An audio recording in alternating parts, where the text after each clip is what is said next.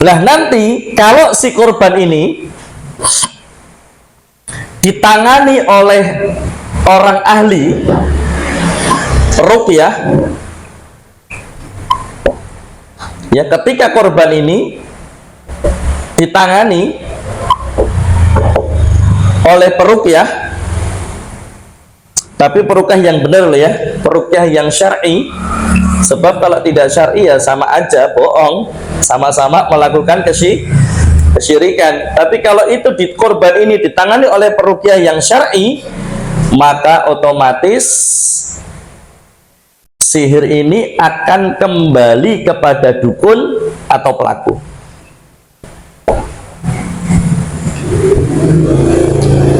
Sihirnya akan bisa kembali kepada dukun atau pelaku. Apa kemungkinannya? Satu, mati, kedua, sakit parah. Jadi dukun atau pelakunya mati, atau yang kedua sakit parah.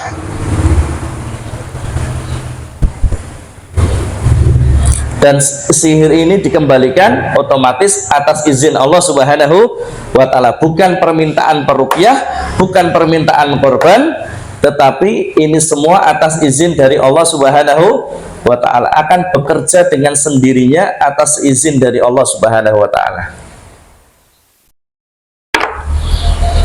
Maka jadi dukun itu resikonya berat.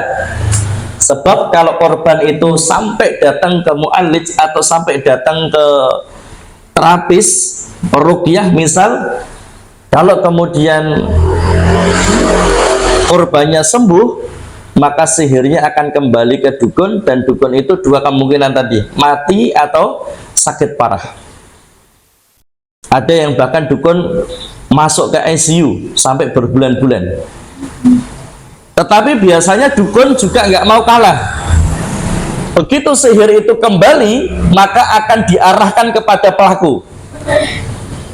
Jadi akan ditangkis dan kemudian akan dilemparkan kepada si pelaku, yang sehingga si pelaku ini rugi banget.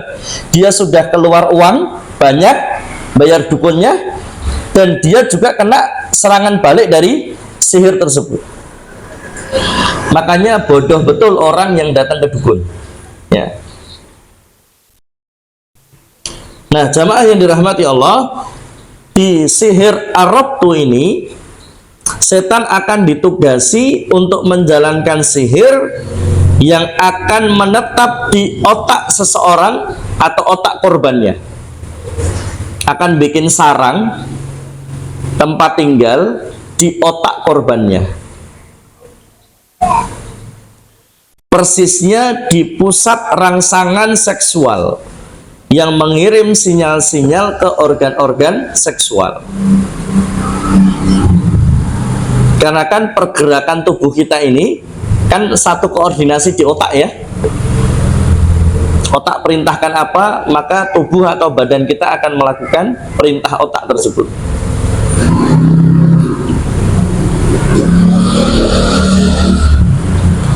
Nah, maka kemudian apabila lelaki itu mendatangi istrinya dan ingin menggaulinya, setan akan melumpuhkan pusat rangsangan seksual di otak, sehingga kemudian terhentilah sinyal-sinyal yang dikirim ke alat-alat seksual.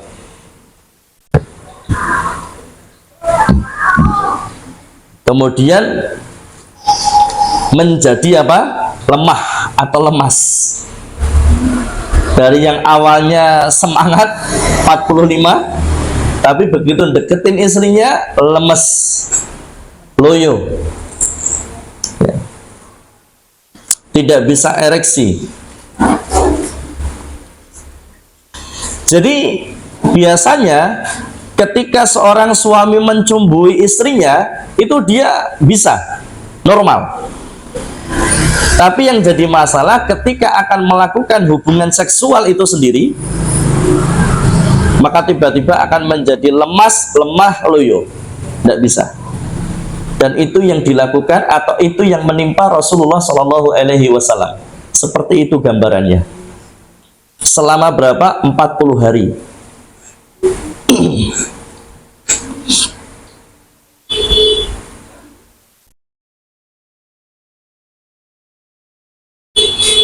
Nah, terkadang ada juga suami yang punya lebih dari satu istri. Apakah sihir ini akan bekerja untuk ke semua istrinya? Tidak.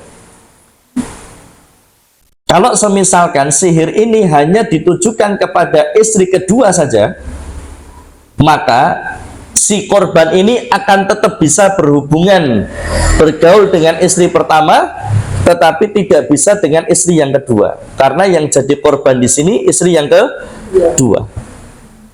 Yang sehingga sama yang pertama bisa, sama yang kedua nggak bisa. Selalu lemah dan loyo kalau dengan istri yang kedua. Itu kalau sihir arrabtu yang menyerang atau yang menjadi korban adalah suaminya. Nah, sekarang apakah sihir arrabtu ini juga bisa menyerang wanitanya atau istrinya? Bisa. Dengan cara apa? Ada 5 ya. Yang pertama adalah dalam bentuk penolakan. Istri akan menolak untuk diajak berhubungan badan.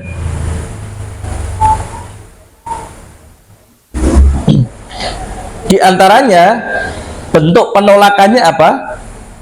Sihir itu akan membuat paha istrinya atau kaki istrinya ini menjadi kaku, yang sehingga tidak bisa dibuka, sehingga kemudian tidak bisa berhubungan badan. Tiba-tiba setelah mau berhubungan badan, kakinya itu kaku seperti kayu, nggak bisa dibuka, nggak bisa diapa-apain ya.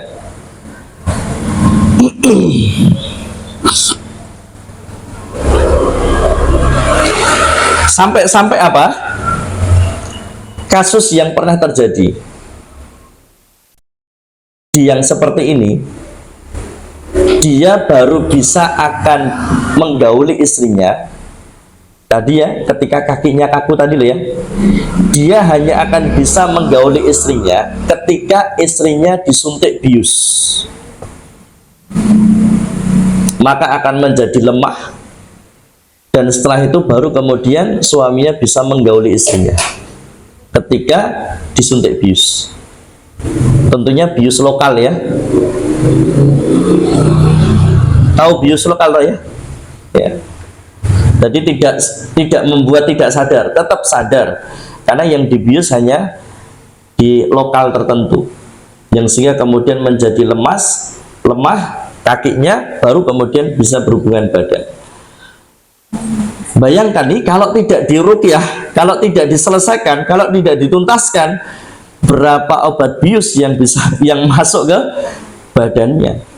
Setiap kali mau berhubungan badan harus suntik bius terus, harus suntik bius terus. Apakah ada, Ustaz? Ada. Saya katakan seperti ini karena itu berdasarkan pengalaman yang nyata, ada pasien yang seperti itu. Kemudian arrabtu, sihir dalam bentuk mati rasa. Ini biasanya si setan atau sihirnya akan menetap di pusat saraf perasa yang ada di otak seorang wanita. Ketika sang suami hendak menggaulinya, maka jin itu akan membuat si wanitanya ini tidak terangsang. Dicumbui seperti apapun, setan atau sihir itu akan membuat si istrinya atau wanitanya ini tidak terangsang, hilang, sensitivitasnya itu hilang, sehingga kemudian wanita tersebut atau istri tersebut tidak merasakan kenikmatan sedikit pun dan tidak merespon ajakan suaminya. Bahkan tubuhnya akan menjadi lemas di hadapan sang suami. Apapun rangsangan yang diberikan oleh suami tidak terespon. Istri tetap tidak akan terangsang dan hilang sensitivitasnya. Dan mohon maaf, ini vulgar kami sampaikan. bahkan sampai kepada si istri ini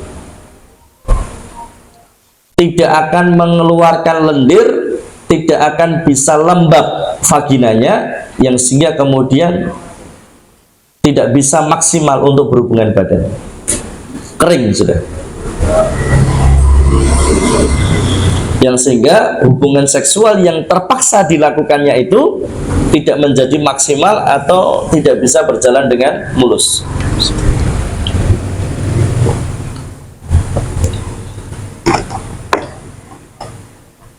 Yang ketiga, arabtu dalam bentuk pendarahan.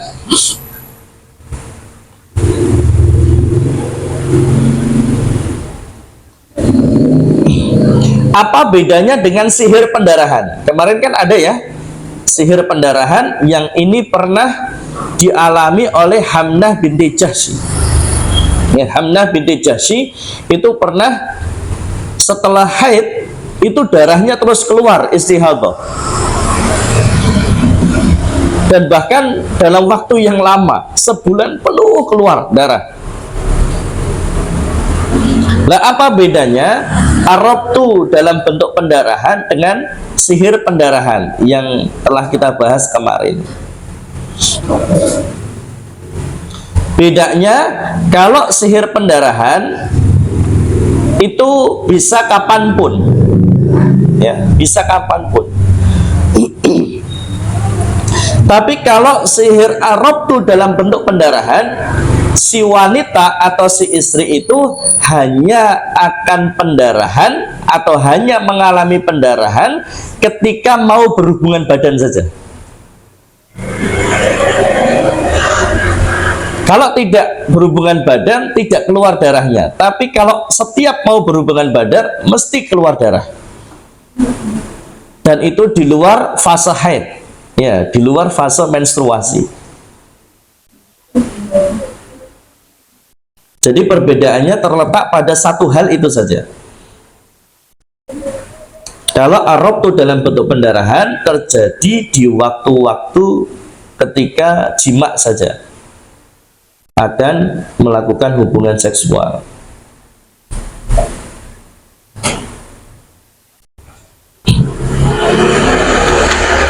Kemudian yang berikutnya arabtu dalam bentuk penyumbatan.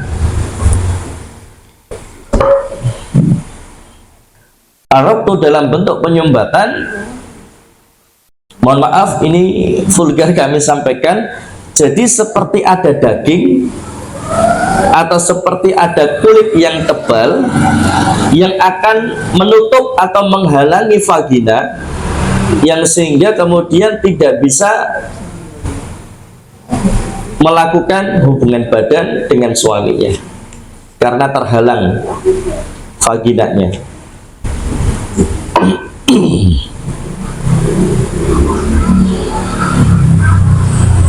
Ada daging atau semacam kulit yang tebal yang menyumbat liang vaginanya, yang sehingga tidak bisa atau tidak berhasil hubungan seksualnya. Yang kelima, arabtu dalam bentuk hilangnya keperawanan.